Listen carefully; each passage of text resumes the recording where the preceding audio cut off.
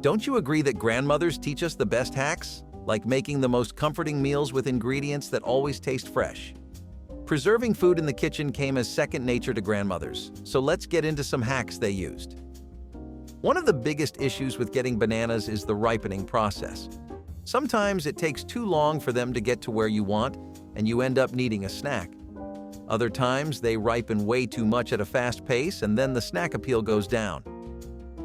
Grandmas had a workaround for this that led to them essentially having control over the speed of the ripening, and that was placing the bananas in a paper bag sealed tight with tomatoes or an apple.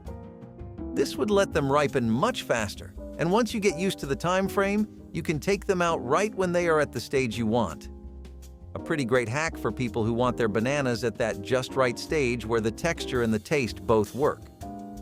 Another thing that grandmas knew about, but also never really became widespread knowledge, was keeping cookies fresher. The way they would do it was simple enough, so it is a shame that the general public never got to learn about it. Basically, all they would do is wrap the cookies up in tissue paper and put them in a container, and that would keep them fresh for several days. It was a pretty clever trick, and it led to people having a snack on hand at all times. Nowadays, we live in a world where cookies come packaged and are fresh until we open them. But back then, people were not so lucky.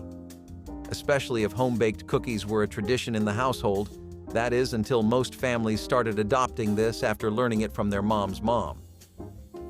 Here's a funny thing you probably never knew about potatoes. Washing them in hot water makes one harder to peel, while cold water lets you scrape the skin off of a potato, as if it was just pasted on the thing with cheap glue. Grandmas definitely were aware of this little interaction between water and potatoes, and they took advantage of it pretty often. How else do you think they made potato pancakes and hash browns every day?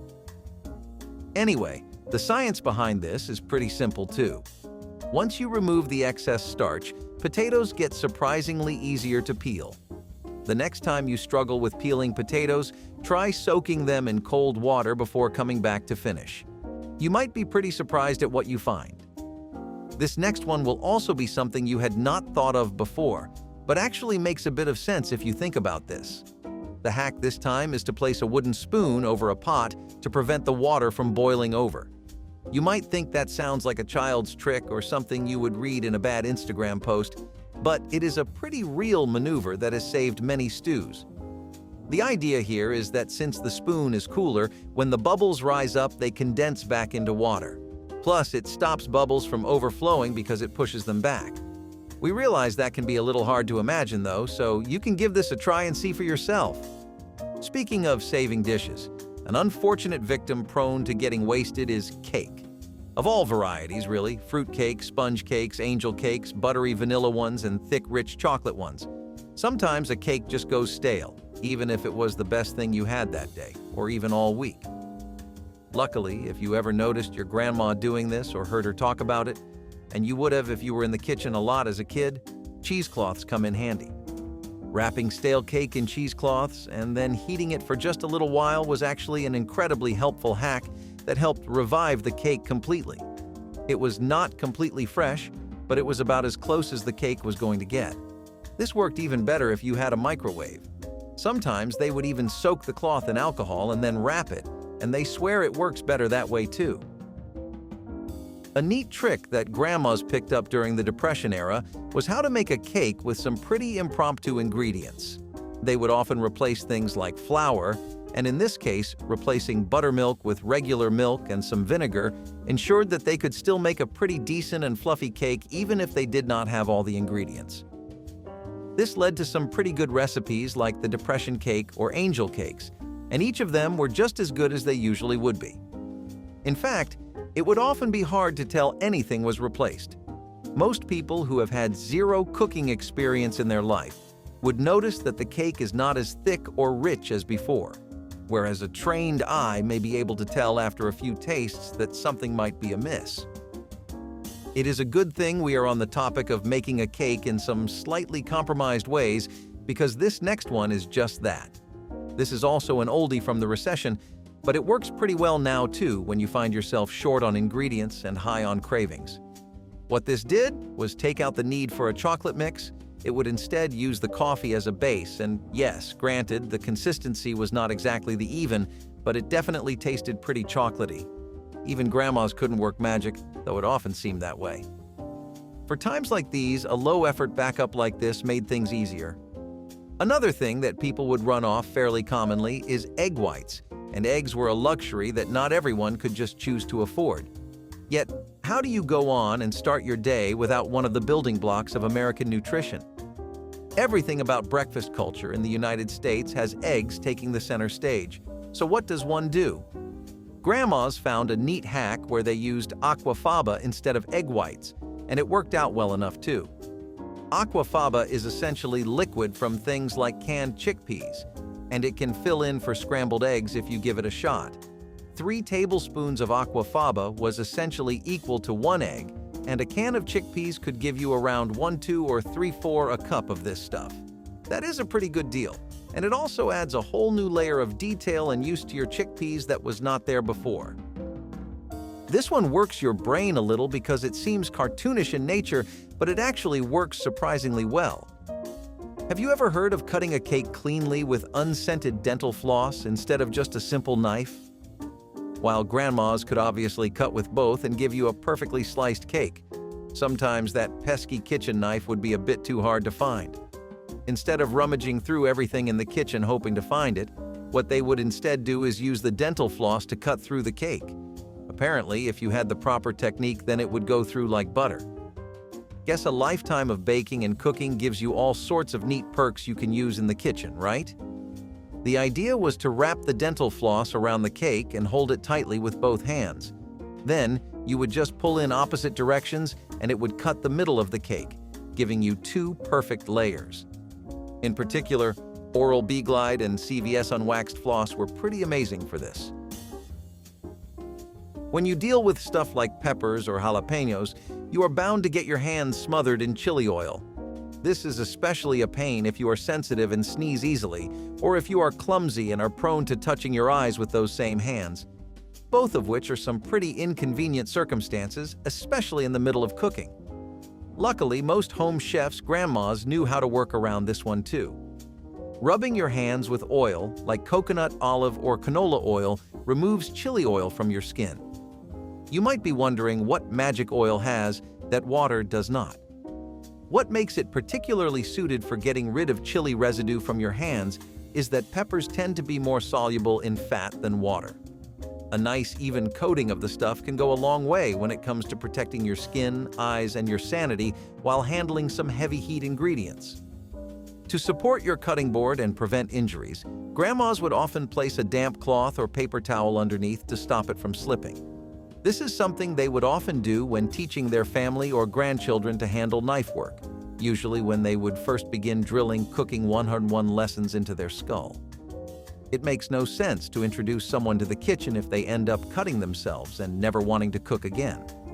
Small countermeasures like this went a long way, both in preserving all 10 of your fingers and your budding interest in making food. Also, everybody wants the cool knife skills, so they often tend to rush into that aspect. You would be surprised at how often people manage to hurt themselves with their own utensils. Around 350,000 people a year are injured by kitchen knives in America, and if placing a damp cloth gets that number down, then it is a pretty simple idea to put into practice.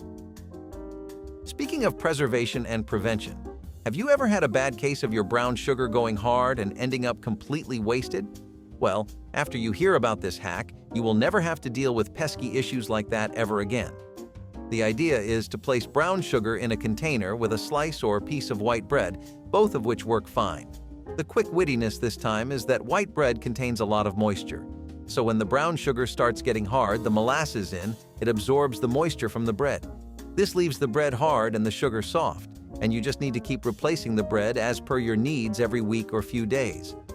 Pretty nifty trick if you constantly forget to use your brown sugar before the urge to hit. One of the worst things about sticking things up is that they can go bad, so knowing stuff like this that extends the shelf life really is convenient. Sugar has some pretty interesting interactions with other things too, not just bread. You can grease pans with some sugar to coat your baked goods too, but this time in a crunchy and sweet outer crust.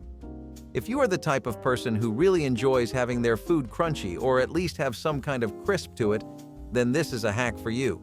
This goes with anything: pies, cakes, muffins, or even non-baked options like toast. You do not even have to add too much sugar, as it works perfectly fine with just a few tablespoons, and the slight cooking gives it a much stronger flavor in addition to the crust. To explain this one, we might have to take a bit of a detour and head on over to the periodic table since there is some chemical work at play. Have you ever had issues with your sugar crystallizing while you were trying to make some homegrown candy? It can really put a tear in your mood and just turn you off from the whole idea.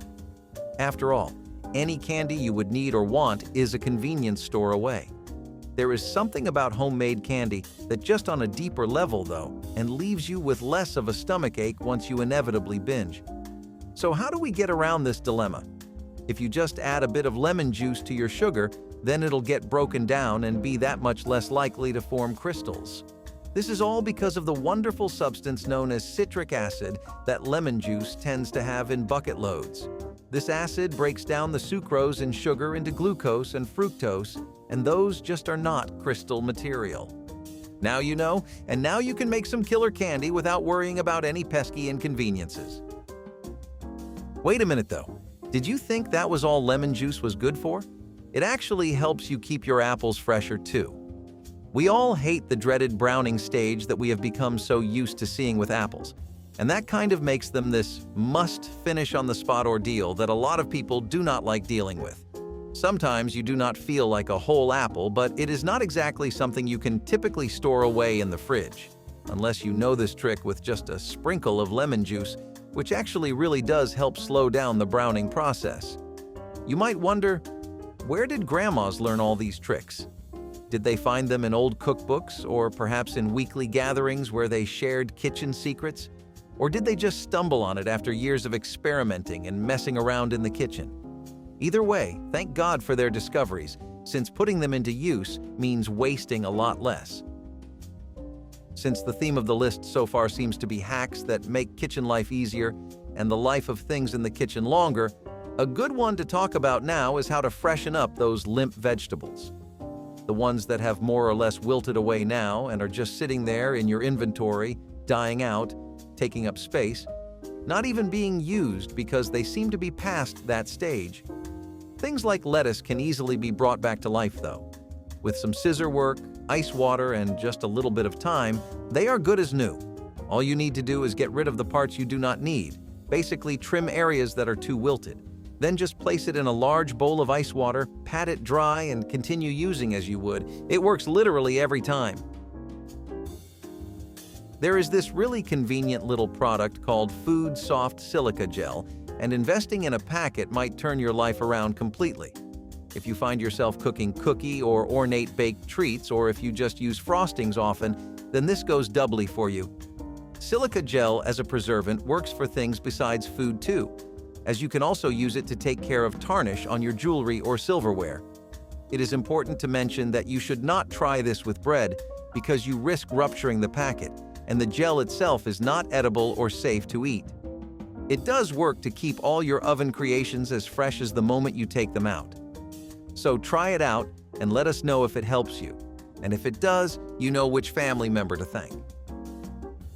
Onions are often known as the perfect sidekick to a burger, a great pizza topping, an incredible addition to most curry-based dishes when caramelized, and of course, the star ingredient in the American favorite, fried onion rings.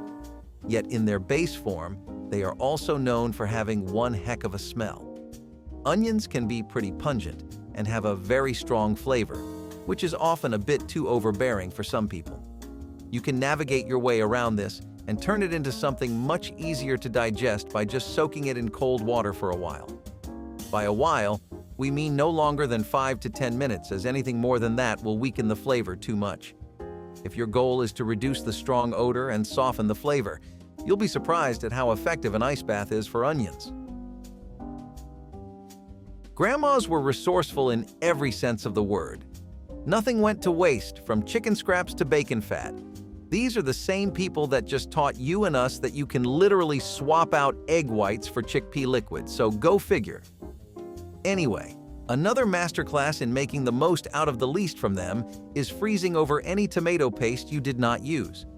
You can preserve this for portioning later, and it makes sure that none of your produce goes to waste, especially if you ended up making too much because of a mismeasurement.